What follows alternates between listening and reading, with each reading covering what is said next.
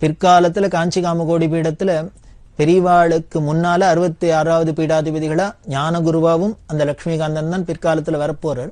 அப்படி அவர் குருவா வந்து தனக்கு மந்திரோபதேசம் எல்லாம் பண்ணி தனக்கு இதெல்லாம் சொல்லிக் கொடுக்கலைனாலும் பூர்வாசிரமத்திலேயே அண்ணாங்கிற முறையில அவர்கிட்டேருந்து ஏதோ சிலதெல்லாம் கத்துன்னு இருக்கேன்.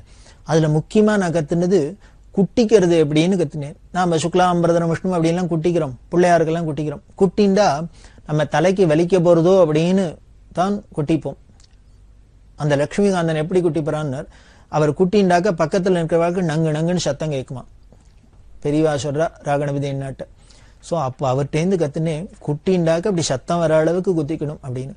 பார்த்தா ஆச்சரியமா இருக்கும். பெரியவா 90 வயசுலயும் விநாயக சதுர்த்தி எல்லாம் பூஜை பண்றதே அந்த பிள்ளையாருக்கு குட்டிக்கிறது, அந்த தண்டத்தை எடுக்குன்னு தோப்பு கர்ணம் போடுறது. தோப்பு கர்ணம் போடுறதுன்னா நாம எப்படியோ சும்மா கை காலெல்லாம் ஆட்டுறோம்.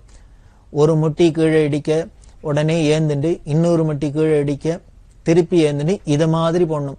இந்த 2 கையும் இப்படி காதை பிடிச்சிண்டு ஒவ்வொரு முட்டியா கீழே பூமியில பட்டு பட்டு மேல தூக்கணும். அப்படி பூமியில இடிக்கிறது டங்கு டங்குன்னு சத்தம் வராப்புல இடிக்கணும் அப்படின்லாம் சொல்லுவா. பெரியவா 90 வயசுக்கெல்லாம் பிள்ளையார் சோயத்துல பிள்ளையாருக்கு முன்னால தோப்பு கர்ணம் போட்டாலும் இப்படியே போடுவா. 16 தோப்பு கர்ணம் போடுறது இதெல்லாம் பெரியவாள்கிட்ட பார்த்து எல்லாரும் கத்துக்க வேண்டியது. ஏன்னா ஆச்சாரியன் குரு குரு அப்படின்னா இதை பண்ணுங்கோ அதை பண்ணுங்கோ, சாஸ்திரம் இப்படி சொல்லியிருக்கு அப்படி சொல்லியிருக்கு அதை பண்ணுங்கன்னு சொன்னா பிரயோஜனம் இல்லை. தான் முதல்ல பண்ணி காமிக்கணும் இல்லையோ. அதுதான் பெரியவாள்கிட்ட ஸ்பெஷாலிட்டி. எல்லாமே அவ வாயை திறந்து சொன்னதை விட பண்ணி பண்ணி காமிச்சதுதான். அதை பார்த்தவாளுக்கெல்லாம் எவ்வளவு பேருக்கோ எத்தனையோ பேருக்கு பல விஷயங்கள் மறக்க முடியாத ஏறி இருக்கு. அவ லைஃபே பல விதத்துல நல்ல வழியில திரும்பின்னு இருக்கு. அது பெரியவாள்கிட்ட ஒரு சிறப்பு. அப்படி எல்லாம் கத்துண்டு வர பெரியவா இந்த அண்ணாவான லட்சுமிகாந்தன்டேந்து பெரியமா பிள்ளை அந்த அண்ணாட்டேந்து கத்துண்டதா சிலதெல்லாம் சொல்றா. திண்டிவனத்துல பெரியவா இருக்கா. பெரியவாளுக்கு உபநயனமானோன்னு பெருமுக்கல்ல அந்த காலத்துல காமகோடி பீடாதிபதியில இருந்த 66வது ஆச்சாரியாள்கிட்ட அழிச்சுன்னு போனா அப்படின்னு சொன்னோம். அப்பா தரிசனம் பண்ணி வச்சான்னு. இந்த குழந்தை சுவாமிநாதன் உபநயனமாகி வந்து தரிசனம் பண்ணி வந்தோடனே அந்த 66வது ஆச்சாரியாள் இந்த குழந்தை சுவாமிநாதனை பார்த்தோன்னே தெரிஞ்சின்றார் போல இருக்கு. இது வந்திருக்கிறது எந்த சுவாமிநாதன் அப்படின்னு தெரிஞ்சின்றாரோ என்னமோ தெரியல.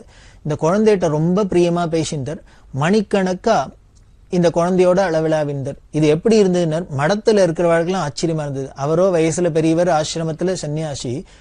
இந்த குழந்தைக்கும் அவருக்கும் என்ன அவ்வளவு ஒரு அந்யோன்யம், அப்படி பிரியம் ஒழுக இந்த குழந்தையோட பேசிட்டு இருக்கு. இந்த குழந்தையும் அவருக்கு ஈடு கொடுத்து பேசிட்டு இருக்கு. ஒரு குழந்தைகிட்ட ஒரு வயசானவ என்ன விஷயம் எத்தனை மிஞ்சி மிஞ்சி போனா பேச முடியும். ஆனா மணிக்கணக்கா பேசிட்டு இருக்காளே அப்படின்னு எல்லாருக்கும் ஆச்சரியப்படுற அளவுக்கு அந்த ஆச்சாரியர்கள் இந்த சுவாமிநாதன்ட்ட பிரியத்தை காமிச்சிருந்தார். அதே மாதிரி அப்பாட்டையும் சொல்லியிருந்தார், அடிக்கடி குழந்தை சுவாமிநாதனை மடத்துக்கு அழிச்சுன்னு வாப்பா அப்படின்லாம் சொல்லியிருந்தார். அதுபடியே சுவாமிநாதனும் அடிக்கடி மடத்துக்கு அப்பா அழிச்சுன்னு போயிருந்தார். அப்படி அழிச்சுன்னு போயிட்டு வரத்தே இந்த பெருமுக்கல்ல பார்த்தா இல்லையா சாதுர்மாசம் எல்லாம் முடிஞ்சு கொடுத்தோ. அந்த சாதுர்மாசியம் முடிஞ்சோன்னு அந்த ஆச்சாரியர்கள் அந்த ஊரை விட்டு அடுத்தது சாரம்ங்கிற ஊருக்கு போனா யாத்திரையில. இந்த சாரத்துல அந்த ஆச்சாரியால் போயிருக்கா அடுத்த கேம்ப் அப்படின்னு சுவாமிநாதனுக்கு தெரிஞ்சுது. தெரிஞ்சா என்னமோ தெரியல, இந்த குருவை பார்த்ததுலேருந்து இந்த குழந்தைக்கு ஒரு இனம் புரியாத ஒரு தப்பு. அவரோடயே போய் இருந்துட்டா தேவையில்லைன்னு தோணித்தோ என்னமோ தெரியல. இல்ல அவரை பார்த்துட்டே இருந்தா தேவையில்லை, அவரோடயே இருந்தா தேவையில்லை அப்படின்னு தோணித்தோ என்னமோ. குருவுக்கும் அப்படிதான் இருந்திருக்குன்னு தெரியறது. இந்த குழந்தைக்கும் அப்படியே இருந்திருக்கு. 12-13 வயசு குழந்தைக்கும் அப்படி இருந்ததுனால அந்த தாபம் போல இருக்கு. ஒரு நாளைக்கு வடிகாரத்தால 4-4:30 மணி இருக்கும். பாயில படுத்திருந்த குழந்தை சுவாமிநாதன் ஏந்துண்டா. எல்லாரும் வீட்டுல தூங்கின்னு இருக்கா. நேரம் என்ன பண்ணினான், தன்னோட கிளாஸ்மேட்டான கிருஷ்ணசாமி வீட்டுக்கு போனான். அந்த கிருஷ்ணசாமி வீட்டுல போனா அவன் தூங்கின்னு இருக்கான். எல்லாரும் அவளும் வீட்டுல எல்லாரும் தூங்கின்னு இருக்கா. அந்த கிருஷ்ணசுவாமியை போய் தட்டி எழுப்பினான். என்னோட வா வான்னு கூப்பிட்டான். கூப்பிட்டா அவருக்கு தூக்க கலக்கம், அதனால வரல அப்படின்னு அங்கேயே எழுந்திருக்கவே இல்லை. அவரை எழுப்பவே முடியல. அவர் ரெண்டு கொடுக்கல, அசைஞ்சு கொடுக்கல. அதனால அவரை எழுப்ப முடியலன்னு பக்கத்துல படுத்திருந்தான். இந்த கிருஷ்ணசுவாமியோட அத்தை புள்ள ராமகிருஷ்ணன் அப்படின்னு ஒரு பையன். அந்த பையனை தட்டி எழுப்பினான். அந்த பையன் ஏந்துனான். ஏந்துனோன்னு சத்தம் போடாத என்னோட வா அப்படின்னு அந்த குழந்தைய கூப்பிட்டான். அந்த குழந்தைக்கு கேட்கணும்னு தோணல போல இருக்கு. இந்த இருட்டு வேளையில வெடிகாரத்துல வந்து கூப்பிடுறியே, எங்க கூப்பிடுறே, ஒன்னும் கேட்கல. உடனே அந்த குழந்தையும் வெளியில வந்துடுத்து. உடனே சொன்னா, வா நம்ம 2 பேரும் என்னமோ ஆச்சாரியால பார்க்கணும் போல இருக்கு, அங்க போகலாம் அப்படின்ட்டு 2 பேரும் நடைய கட்ட ஆரம்பிச்சுட்டா. ஏன்னா கையில காசு கிடையாது, ஒன்றும் கிடையாது. 2 பேரும் சாரத்தை நோக்கி நடக்க ஆரம்பிச்சுட்டா. ஏன்னா பெருமுக்களுக்கு அழிச்சுன்னு போயிருக்காளே, அதுக்கு அடுத்து சாரம் அப்படின்னு தெரியும், சாரத்துல இருக்கான்னு தெரிஞ்சுட்டு நடக்க ஆரம்பிச்சது. நடந்து போறா திண்டிவனத்திலேருந்து சாரம் அப்படிங்கிறது ஒரு 5-6 கிலோமீட்டருக்கு மேலேயே இருக்கும். நடந்து போயின்னு இருக்க 2 குழந்தையும் பொழுது விடிஞ்சு கொடுத்து பொலன்னு காலோ வலிக்க ஆரம்பிச்சு கொடுத்து. அப்படியெல்லாம் பழக்கம் இல்லையா, வலிக்க ஆரம்பிச்சு கொடுத்து. எப்போ ஆச்சாரியால கண்டுபிடிக்க போறோம், ஏதோ பார்க்கணுங்கிற ஒரு உத்வேகத்துல என்னமோ வீட்டுல அப்பா அம்மாட்ட கூட சொல்லணும்னு தோணல, கிளம்பி வந்தாச்சு. ஆனா இப்ப நடந்து போறத பார்த்தா கஷ்டமா இருக்கு, எப்படியும் பார்த்துறதுன்னு ஒரு தீர்மானம். என்ன பண்ணலாம் அப்படின்னு யோஜனை பண்ணி 2 குழந்தைகளும் பேசிட்டே போறதே ஒரு வண்டி போச்சு முன்னால, ஒரு மாட்டு வண்டி போனோன்னு அப்பாடா அப்படின்ட்டு அந்த வண்டி கிட்ட போய் அதுல ஒருத்தர் உட்கார்ந்துட்டு இருக்கார் கம்பீரமா. அவர்கிட்ட சொன்னார், மாமா நாங்க ஆச்சாரியால பார்க்க போனோம், அதனால இந்த வண்டியில ஏத்துங்கோ அப்படின்னு. அப்புறம்தான் தெரிஞ்சது இந்த வண்டி மடத்து வண்டின்னு. அதை விட இன்னொரு சர்ப்ரைஸ் ஆச்சரியம் என்னன்னா, அந்த வண்டிக்கு முன்னால மேனாவும் போயிட்டு இருக்கு. இந்த வண்டி மட்டும் போகல, இங்க பின்னாலேருந்து பாக்கிறதே முதல்ல வண்டி தான் தெரிஞ்சது. வண்டி கிட்ட போனா முன்னால மேனா போறது, அந்த மேனால தான் ஆச்சாரியால் போயின்னு இருக்கா. சாரத்துல இருக்காரு அப்படின்னு சொன்ன ஆச்சாரியால் இப்போ இங்க போயின்னு இருக்காளே அப்படின்னு பார்த்தா என்ன ஆயிடுச்சுன்னா, முத நாள் எங்கேயோ பக்கத்துல இருந்த இடத்துக்கு அவ விசிட் பண்ணியிருக்கா போல இருக்கு. அங்க போயிட்டு அங்க விஜயம் பண்ணிட்டு காலங்காலத்தால எழுந்து இவ சாரத்துக்கு திருப்பி சந்திரமல்லீஸ்வர பூஜை எல்லாம் இருக்கேன்னு கிளம்பி வந்துட்டு இருக்கா. அந்த சமயத்துலதான் இந்த குழந்தைகளும் பேருக்கு. குழந்தைகளுக்கு ஒரே ஆச்சரியம், ஆச்சாரியாலும் இப்பதான் போயிட்டு இருக்கா அப்படின்னு. வண்டி, அதனாலதான் இந்த வண்டியும் பின்னால போயிட்டு இருக்கு. அதுல உட்கார்ந்த அவர் பேர் கார்வார் வெங்கட்ராமைன்னு பேர். மடத்துல ஸ்ரீகாரியம் அப்படின்னு சொல்லக்கூடிய மேனேஜர், முதல் அதிகாரி. அதுக்கப்புறம் கஜான்ஜி அப்படின்னு சொல்லுவா, கஜானாலாம் பார்த்துக்க கூடியவா, கேஷியர் அப்படின்லாம் சொல்லக்கூடிய. அடுத்து 3வது கார்வார் அப்படிங்கிற இந்த பதவி. இந்த கார்வார் தான் எல்லாத்துக்கும் அங்க ஓவரால் அட்மினிஸ்ட்ரேட்டர் அப்படின்னு வச்சுக்கலாம், அதெல்லாம் பண்ணக்கூடியவர். அந்த கார்வார் வெங்கட்ராமையர் அப்படிங்கிற அவர் 1900 வருஷத்திலேயே மடத்துல சேர்ந்து பெரியவாளோட பரமகுருவான கலவ பெரியவாளுக்கெல்லாம் கைங்கரியம் பண்ணினார். பிற்காலத்துல பெரியவா காலத்திலையும் கார்வாரா மடத்துல நிறைய கைங்கரியம் பண்ணியிருக்கார். ரொம்ப ஸ்ட்ரிக்டா இருக்கக்கூடியவர், ரொம்ப நேர்மையானவர். அந்த கார்வார்ட்ட தான், வெங்கட்ராமையிட்ட தான் இந்த 2 குழந்தைகள்ல சுவாமிநாதன் கெஞ்சினா, மாமாமா காலை வலிக்கிறது, நாங்களும் மடத்துக்கு தான் வரோம், என்ன வண்டியில ஏத்திங்கோ, நாங்களும் அங்க வரோம் அப்படின்னு. அவர் ரொம்ப ஸ்ட்ரிக்டா சொன்னார், மடத்துக்காராளுக்கு தான் மடத்து வண்டி, அதெல்லாம் ஏறக்கூடாது அப்படின்னு நிர்தாட்சியமா 2 குழந்தைகளையும் ஏத்திக்க மாட்டேன்னு விட்டார். ஏத்திக்க மாட்டேன்னா இந்த குழந்தைகள் என்ன பண்ணும், சண்டையா போட முடியும். உடனே வேற வழி இல்லாத அந்த வண்டியை பிடிச்சுட்டே போச்சு. சாரம் கேம்ப் வந்துடுத்து. சாரம் கேம்ப் இந்த ஆச்சாரியால் மேனாலேருந்து இறங்கி பார்த்தா இந்த 2 குழந்தைகளும் வந்து நிக்கிறது. இந்த பால்வடிகிற முகம் இந்த சுவாமிநாதனை பார்த்தோன்னு ஆச்சாரியாளுக்கு ஒரே சந்தோஷம் பொங்கிட்டு உடனே உள்ள அழிச்சுன்னு போனார். எப்படி வந்த, ஏது வந்த அப்படின்லாம் கேட்டு, நடந்துதான் வந்தோம், எல்லாம் விவரத்தை சொன்னா. அப்புறம்தான் ஆச்சாரியாளுக்கு தெரிஞ்சு குழந்தைகள் அப்பா அம்மாட்ட கூட சொல்லாத சுவாமிநாதன் கிளம்பி தன்னை பார்க்க வந்துட்டான். இப்படி வந்ததை பார்த்து ஆச்சாரியாளுக்கு சந்தோஷமாவே இருந்திருக்கும். ஆனாலும் ஒரு பொறுப்பு மடாதிபதியா இருக்கிறதுனால என்ன பண்ணினார், சுவாமிநாதன் சொன்னார், வந்ததுதான் வந்த, இன்னும் 2 நாள் இருந்துட்டு போ அப்படின்னு சொல்ல, குழந்தை சுவாமிநாதன் சொன்னா ஏதோ ஒரு வேகத்துல வந்துட்டான். இப்ப அப்பா அம்மாக்கு அங்க தெரியாத, எங்க போனோம்னு தெரியாது, தவிச்சுன்னு இருக்க போறாளேன்னு, இல்ல அப்பா அம்மாட்ட சொல்லாத வந்துட்டேன், நான் திரும்பி போகணும் அப்படின்னு ஆச்சாரியார் சொன்ன, கவலைப்படாத, நீங்க வந்திருக்கேங்கிற தகவலை நான் மடத்துல ஆளை விட்டு சொல்லி அப்பா அம்மாவுக்கு சொல்லிடுறேன், இன்னும் 2 நாள் கழிச்சு அனுப்புறேன்னு சொல்றேன், நீங்க என்னோட இருந்துட்டு போ அப்படின்னு. ஆச்சாரியார் அப்படி சொன்னப்புறம் என்ன பண்ண முடியும், குழந்தைகள் அங்க இருந்தான் சுவாமிநாதன். எதுக்கு அப்படி 2 நாள் வச்சுன்னு சீராட்டினர், காரணம் இருக்கு போல இருக்கு. பின்னால இந்த சுவாமிநாதனை சிஷ்யனா வச்சுண்டு தான் சேர்ந்து அவரோட இருக்க போறதில்ல அப்படிங்கிறது தெரிஞ்சதுனால போல இருக்கு, இப்பவானும் 2 நாளான அந்த குழந்தையோட உறவாடலாமே அப்படின்னு வச்சிருந்தார் போல இருக்கு. அப்படி சாரத்துல 2 நாள் குழந்தை இருக்கு. இங்க என்ன ஆயிடுத்துன்னா, வெடிகார்த்தால சுவாமிநாதன் ஏந்துன்னு வந்துட்டான் இல்லையா, காலங்காலத்தால அம்மா மகாலட்சுமி அம்மா ஏந்துண்டா. ஏந்துண்டு பார்த்தா பாயில படுத்துட்டா குழந்தை சுவாமிநாதனை காணும். உடனே அப்பா சுப்பிரமணிய சாஸ்திரிகிட்ட சொன்னா, குழந்தை எங்கன்னு தெரியல, பாயில படுத்து இந்த குழந்தைய காணுமே, எங்க இருக்கான்னு பாருங்க. அப்பா சொன்னார், படிப்புல இன்ட்ரெஸ்ட் உள்ள குழந்தையா இருக்கிறதுனால குழந்தை எங்க போகணும் ஒருத்தரோட நடவடிக்கையிலேருந்தே தெரிஞ்சுக்கலாம். ஃப்ரெண்டு கிருஷ்ணசுவாமின்னு சொன்னோம், அவாத்துக்கு போயிருக்கும் ஏதாவது படிக்கிறதுக்கு, அதனால அங்க போய் வேணா பார்க்கலான்னு போய் பாருங்க. ஒன்று அங்க போனா என்ன அப்படின்னா, அந்த வீட்லயும் இப்பதானே எல்லாரும் தூங்கி இருந்துருக்கா, கிருஷ்ணசுவாமி இருக்கான், ஆனா பக்கத்துல படுத்திருந்த ராமகிருஷ்ணனை காணும். இப்போ எல்லாருக்கும் ஒரு மாதிரி சந்தேகம் வந்துடுத்து, பயம் வந்துடுத்து. இந்த வீட்டுல சுவாமிநாதனை காணும், அந்த வீட்டுல போய் தேடிட்டு போனாக்க அங்க ஒரு குழந்தைய காணும், இப்ப 2 குழந்தைய எங்க காணுமேன்னு எல்லாரும் உடனே ஒரு மாதிரி பீதி வந்துடுத்து, பயம் வந்துடுத்து, கிடு கிடு கிடுன்னு தேட ஆரம்பிச்சுட்டா. அந்த ஊர்ல எல்லா இடமும் தேடி பார்த்தாச்சு, குழந்தைகள் 2 எங்க இருக்குன்னு வேற போட்ஸ் தெரியல. அப்பா அம்மாக்கு சாப்பாடு இறங்கல, தூக்கம் வரல. என்ன செல்ல குழந்தையாச்சே, அம்மா சிதம்பரத்துல ஃபயர் ஆக்சிடென்ட் ஆனோடனே என்ன நினைச்சுட்டா, இனிமே இந்த குழந்தைய ஒரு நிமிஷம் கூட பிரிஞ்சு இருக்க மாட்டேன், தனியா விட மாட்டேன் அப்படின்லாம் தானே நினைச்சுட்டா. ஆனா இப்படி ஆயிடுத்தே அப்படின்னு ஒரே கவலை, அழ ஆரம்பிச்சுட்டா. என்ன ஏதுன்னே தகவல் தெரியாத இருக்கிறதே ஒரு வாசல்ல வண்டி வந்து நின்னுது. வண்டியிலேருந்து வந்தா, இதான சுப்பிரமணிய சாஸ்திரி வீடு? ஆமா அப்படின்னு. நான் மடத்திலேருந்து வரோம் அப்படின்னு சொல்லி குழந்தைகள் 2 பேரும் அங்க வந்திருக்காளாம் சாரம் கேம்புக்கு. ஆச்சாரியால் சொல்லிட்டு வரச்சுன்னா, சொல்லாத வந்துட்டாளாம் வீட்டுல, குழந்தைகள் அங்கதான் வந்திருக்கு, நீங்க பயப்பட வேண்டாம், இன்னும் 2-3 நாள் வச்சுன்னுட்டு குழந்தைகளை அனுப்பி வைக்கிறேன்னு சொல்ல சொன்னா அப்படின்னு. இப்பதான் போன உசிறு திரும்பி வந்தாப்புல மகாலட்சுமி அம்மாக்கும் சுப்பிரமணிய சாஸ்திரிகளுக்கும் நிம்மதி அடைஞ்சா. குழந்தை எங்கேயோ காணா போயிடல, நம்ம இனிமே பார்க்க போறோமா இல்லையா அப்படின்னு நினைச்சிருந்தது போக, எங்கேயோ மடத்துக்கு தான் போயிருக்கு, நல்ல இடத்துக்கு தான் போயிருக்கு, ஆச்சாரியாலும் பொறுப்பா சொல்லி அனுப்பிச்சிருக்காளே அப்படின்னு சந்தோஷப்பட்டா. 2 நாள் கழிச்சு குழந்தை சுவாமிநாதனை வண்டியிலேயே அனுப்பிச்சு வச்சா.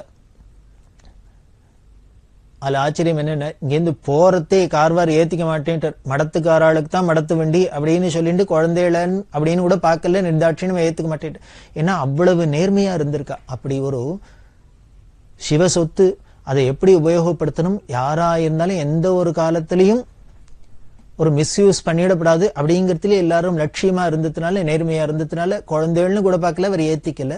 ஆனா ஆச்சாரியால் என்ன பண்ணார், அந்த குழந்தைகளை இந்த வண்டியிலேயே ஏத்தி அனுப்பிச்சார். அவர் மட்டும் ஏத்தி அனுப்பிச்சார், அவருக்கு அந்த நியதி இல்லையான்னார். அவர் தீர்மானம் பண்ணிட்டார் போல இருக்கு, இந்த மடமே இந்த குழந்தைகிட்ட தான் கொடுக்கறதுன்னு அவர் தீர்மானம் பண்ணிட்டு இருக்கார் போல இருக்கு. அப்புறம் வண்டி என்ன இல்ல மாடு என்ன, எதுவா இருந்தாலும் இந்த குழந்தைக்கு தானே. அப்படி வண்டியில ஏத்தி அனுப்பிச்சா இந்த குழந்தை வந்து வீட்டுல இறங்கி வீட்டுக்கு வந்தா அப்பாவுக்கு ரொம்ப கவலை வந்துடுது. குழந்தைதான் காணா போன குழந்தை கிடைச்சிடுத்தோல்லையோ, இப்ப சந்தோஷம் அடைய வேண்டியதானே. சந்தோஷம் ஒரு பக்கம் இருந்தாலும் ஒரு கவலை வந்துடுத்து. என்ன சொல்லாத கொள்ளாத குழந்தை வீட்டை விட்டு போறது, அதுவும் மடத்துக்கு போறதே அப்படின்னு. காரணம், அந்த காலத்துல குழந்தைகள்லாம் அப்பா அம்மாவுக்கு தெரியாத, வீட்டுல இருக்கிற பெரியவாளுக்கு தெரியாத, அவளுக்கு ஒரு தனியா ஒரு பிரைவசின்னு கிடையாது, ரகசியம்னு கிடையாது, எந்த காரியமும் செய்ய மாட்டா. எதுவா இருந்தாலும் அவளுக்கு தெரிஞ்சுதான் பண்றது அப்படிங்கிற ஒரு சம்பிரதாயம் இருக்கிறதுனால, அதை மீறி இந்த குழந்தைகள் சொல்லாத கூட மடத்துக்கு போயிடுது. போன இடம் மடம்னா கூட சொல்லாத போனது தப்பு தானே. அதனால அப்பாவுக்கு கவலை வந்து கொடுத்து என்ன பண்ணினார், இவன் குழந்தை சுவாமிநாதன் ஜாதகத்தை எடுத்துட்டார்.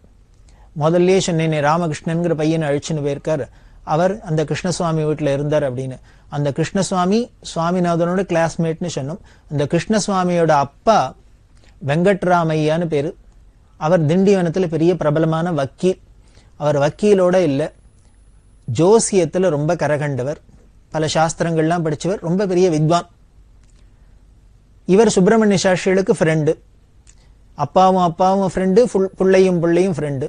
அதனால என்ன பண்ணினார், சுவாமிநாதனோட ஜாதகத்தை எடுத்துன்னு நேர வெங்கட்ராமையாட்ட போனார் சுப்பிரமணிய சாஸ்திரி. ஜாதகத்தை கொடுத்தார். வெங்கட்ராமா, இந்த புள்ள ஜாதகம், இதை பாரு, இவன் ஏதாவது படிச்சு கிடிச்சு உருப்பிடுவனா, முன்னுக்கு வருவனா, நன்னா இருப்பனா பாரு, எனக்கு என்னமோ இவனை நினைச்சா கவலையா இருக்கு, இவனோட நடவடிக்கை எல்லாம் எனக்கு பயமா இருக்கு, அதனால பாரு அப்படின்னு சொல்லி கொடுத்தார். கொடுத்தோடனே வெங்கட்ராமையா சுவாமிநாதன் ஜாதகத்தை வாங்கி பார்த்தார். வாங்கி பார்த்தவர் அப்படியே விக்கிச்சு போன, ஸ்டன் ஆகி அசந்து போய் உட்கார்ந்துட்டு. ஏன், பரமேஸ்வரனோட ஜாதகத்தை ஒரு நல்ல ஜோசியம் தெரிஞ்ச ஜோதிஷர் வாங்கி பார்த்தார்னா உறைஞ்சு போகாத, அசந்து போகாத வேற என்ன பண்ண முடியும்? பார்த்தோன்னே தெரிஞ்சுது இது ஏதோ சாதாரண மனுஷ பிறவி இல்லை அப்படின்னு தெரிஞ்சுது. அப்புறம் அவர் ஜோதிஷ ரீதியா என்னென்னலாம் பார்க்கணுமோ எல்லாத்தையும் பார்த்தார். அவருக்கு ஓரளவுக்கு தீர்மானமாவே தெரிஞ்சுடுத்து இது ஏதோ அமானுஷ்ய பிறவி அப்படின்னு. உடனே என்ன பண்ணார், பலன் கேட்டுன்னு அப்பா நிற்கிறாரு, இந்த குழந்தை என்ன பண்ணும், தேர்வுனா தேரமாட்டானான்னு சொல்லுன்னு. உடனே அவருக்கு ஏதாவது பதில் சொல்லணுமே. உடனே சொன்னார், இங்கே பாரு சுப்பிரமணியா, உங்ககிட்ட ஒன்னே ஒன்று சொல்கிறேன், இந்த குழந்தையோட ஜாதக அமைப்பை பார்த்தா நம்மள மாதிரி சாதாரண மனுஷாளுக்கெல்லாம் வீட்டில் பிறக்கிற குழந்தையா தெரியலப்பா அப்படின்னு. அதனால இவனை பற்றி கவலைப்படுறத இதோட விட்டுரும். நீ யோக ஜாதகமா இருக்குமான்னு கேட்குற, நன்னா இருப்பனான்லாம் கேட்குற. இவன் பெரிய சக்கரவர்த்தியா இருக்க போறான். ராஜாக்களுக்கு உண்டான யோகம் என்னமோ அதெல்லாம் இவனுக்கு இருக்கு.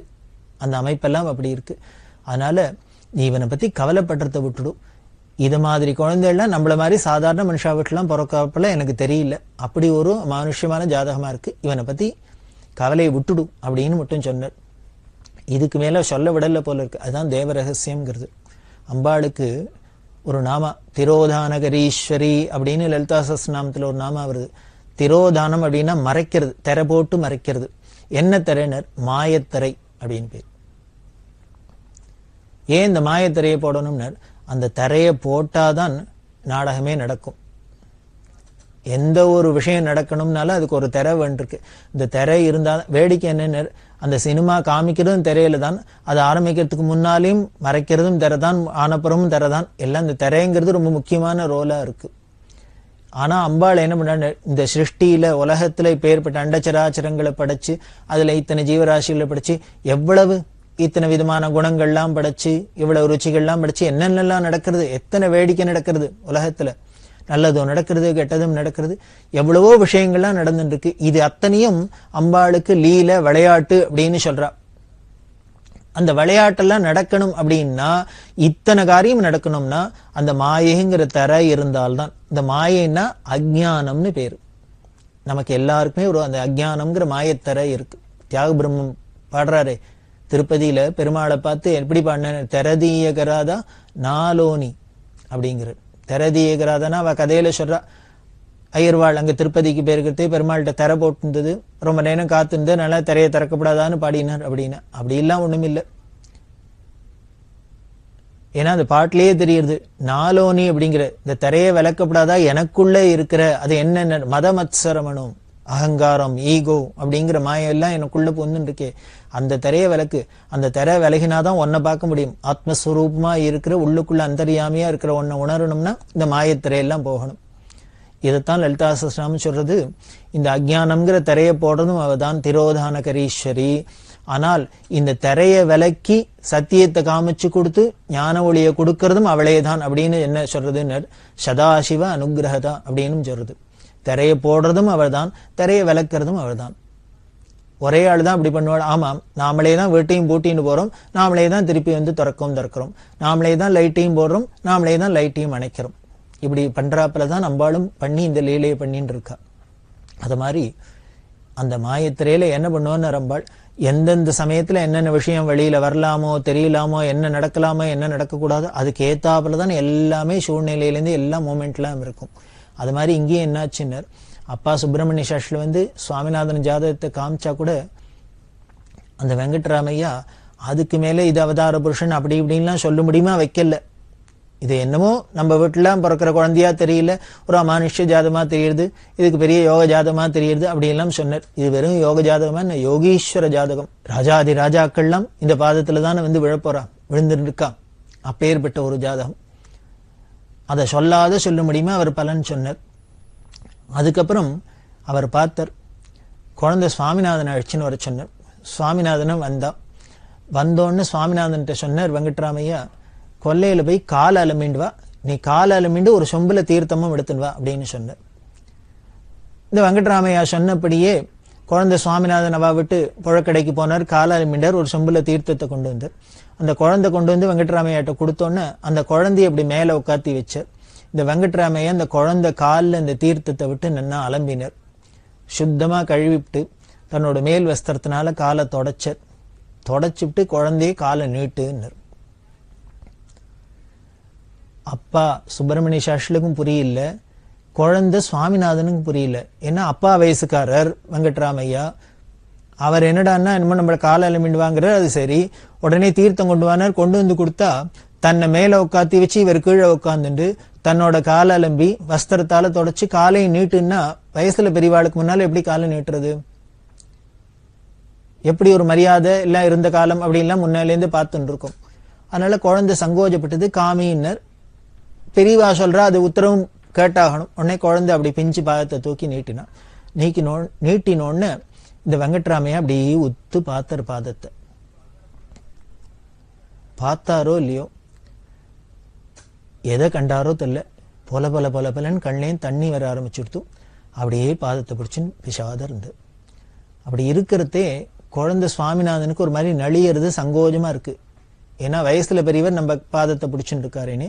இதை பார்த்துட்டு இருக்கிற சுப்பிரமணிய சாஸ்திரிகளுக்கும் ஆச்சரியமா இருக்கு. என்ன குழந்தைய மேல உட்காந்து வச்சு இவர் கீழே உட்காந்து காலை அலம்பி பாதத்தெல்லாம் பிடிச்சிட்டு காலை பிடிச்சிட்டு இருக்காருன்னு. உடனே விடுப்பா வெங்கட்ராமா விடு அப்படின்னு. அப்போ வெங்கட்ராமையா சொன்ன, இன்னைக்கு பிடிச்சாதான் உண்டுன்னு, இந்த பாதத்தை இப்ப பிடிச்சாதான் உண்டு. இந்த பாதத்தை பிடிக்கிறதுக்கு பின்னால கியூல நிக்க போறது.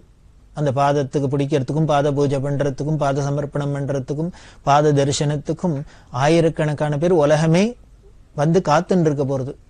அப்படிங்கிறத சொன்னாப்புல இன்னைக்கு பிடிச்சாதான் உண்டு அப்படின்னு. என்ன பார்த்தோன்னு, இந்த ஜாதகத்தை பார்த்தா இது ஒரு அவதார பிறவி அப்படிங்கிறது தெரியுது, ஜோதிஷ ரீதியா தெரிஞ்சுது. இப்படி ஒரு ஜாதக அமைப்பு உள்ளவாளா இருந்தா அவளுக்கு இந்த வெங்கட்ராமையா ஜோதிஷத்துல மட்டும் கெட்டிக்காரர் இல்ல, ரேக சாஸ்திரங்களையும் நிபுணர். அதுக்கு உண்டானபடி சங்கரேக, சக்கரரேக, தனுர்ரேக, பத்மரேக முதலான ரேகைகள்லாம் இருக்கு, மகர ரேகை அப்படின்லாம் சொல்றா. இதெல்லாம் அவதார புருஷால் காலில் இருக்கும் அப்படின்லாம் சொல்றா. இன்னைக்கும் பார்த்தோம்னா நம்ம கயாலேருந்து விஷ்ணுபாதம் அப்படின்னு வாங்கிட்டு வரோம். அந்த விஷ்ணுபாதத்துல பார்த்தேன்னா இந்த சங்கு, சக்கரம், தனுசு, மகரம், துவஜம் இதெல்லாம் இருக்கும்.